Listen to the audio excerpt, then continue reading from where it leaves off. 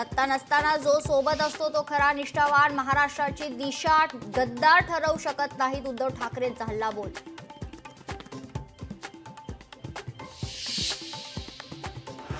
आपला आवाज कुणी ऐकत नाही म्हणून आपले विचार हिंदू हृदय सम्राट वंदनीय शिवसेना प्रमुख बाळासाहेब ठाकरेंच्या आवाजात ऐकवण्याचा पोरकटपणा. चंद्रशेखर बावनकुळेंचा ठाकरेंवर निशाणा.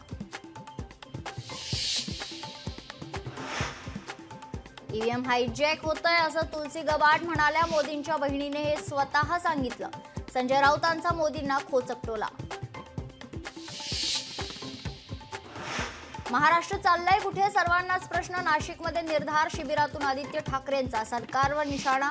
मुंबईतील रस्ते घोटाळ्यावरूनही तोफ डागली. भाजपचा मुंबई अध्यक्ष ठरण्याची शक्यता. मुंबईतील दादरच्या वसंत स्मृतीत बैठक. तर प्रवीण दरेकर आणि अमित साटम यांच्या नावाची चर्चा. ईश्वरी भिसे मृत्यू प्रकरण. डॉक्टर खैसास शहरातून पळू नये म्हणून पोलिसांची खबरदारी. अलंकार पोलीस स्टेशनमध्ये डॉक्टर खैसास यांची हजेरी बंधनकारक.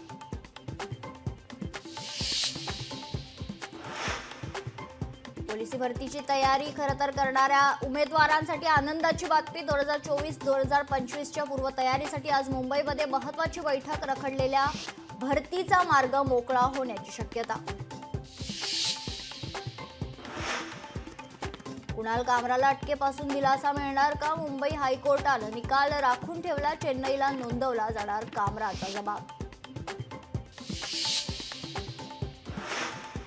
पद्मविभूषण कुमार मंगलम बिर्ला यांना यंदाचा लता मंगेशकर पुरस्कार. अभिनेत्री सोनाली कुलकर्णी, श्रद्धा कपूर, सचिन पिळगावकर, शरद पोंक्षेंनाही पुरस्कार घोषित. सरसंघचालकांच्या हस्ते होणार पुरस्काराचं वितरण.